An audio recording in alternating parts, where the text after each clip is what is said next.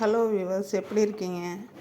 இன்றைக்கி எங்கள் வீட்டில் காலையில் உரப்படை செஞ்சோம். உரப்படைன்னு சொல்லுவாங்க சில பேர் பருப்பு அடைன்னு சொல்லுவாங்க. கடலப்பருப்பு, அரிசி, வெங்காயம், பச்சை மிளகாய், இஞ்சி, பூண்டு, கருவேப்பிலை, கொத்தமல்லி எல்லாம் போட்டு ஒரு இது அடை. அது உரப்படை அப்படி நாங்கள் சொல்லுவோம். அந்த அடை மாவை எடுத்து வச்சுருந்து இப்போ வடைகறி செய்ய போகிறேன். வடைகறி எப்படி செய்கிறதுங்கிறத பார்க்கலாம் வாங்க. அதை நல்லா அடையை தட்டி வச்சுக்கிட்டு அதை நல்லா மிக்ஸ் பண்ணி இப்படி உதிரியாக இப்படி வச்சுக்கோங்க. இப்படி உதிரியாக உதுத்து வச்சுக்கிட்டு அடுத்தது அதுக்கு தேவையான பொருள் என்னென்னா, வெங்காயம், தக்காளி, புதினா, கேரட் துருவலில் நல்லா நைஸாக கட் பண்ணி வச்சுருக்கேன். வெங்காயம், தக்காளி, புதினா, கேரட். இதில் ஏற்கனவே இஞ்சி, பூண்டு எல்லாமே மிக்ஸ் ஆகிருக்கு. இது எப்படி செய்யலாம் அப்படிங்கிறத சொல்கிறேன் வாங்க. இதை என்ன பண்ணணும், ஒரு வாணலியில் அடுப்பில் ஒரு வாணலியை வச்சு ஸ்டவ் ஆன் பண்ணிட்டு எண்ணெய் ஊற்றணும். ஏன்னா ஏற்கனவே அந்த பருப்பு அடையில் சோம்பு, பூண்டு, இஞ்சி எல்லாமே இருக்குது. அதனால் இது தாளிப்பு என்னென்னு தாளிதம் பண்ணணும் அப்படின்னு கேட்டிங்கன்னா,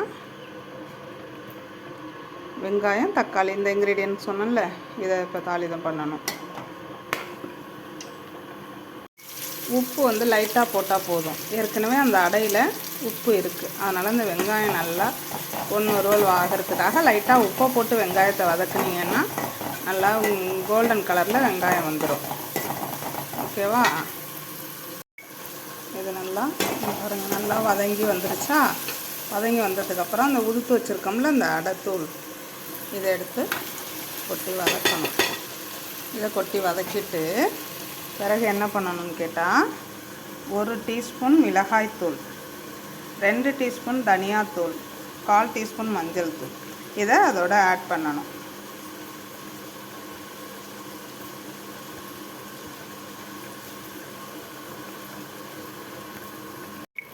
நான் என் குழந்தைங்க எல்லோரும் நான்வெஜ் சாப்பிடுவோம்.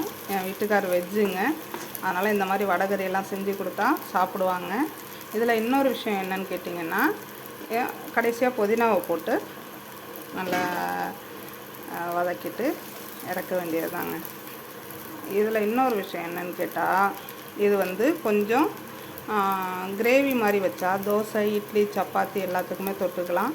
இது புளிக்குழம்பு வச்சு இதை தொட்டுக்கலாம். இது பொரியல் மாதிரி, நமக்கு முட்டை பொரியல் மாதிரி சைவக்காரவங்களுக்கு இந்த மாதிரி இருக்கும்.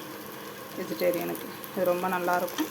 இந்த மாதிரி செஞ்சு ட்ரை பண்ணி பார்த்துட்டு கமெண்ட்டில் எனக்கு சொல்லுங்கள் எப்படி இருந்துச்சு அப்படின்ட்டு. ரொம்ப நல்லாயிருக்கும், ரொம்ப டேஸ்ட்டாக இருக்கும்.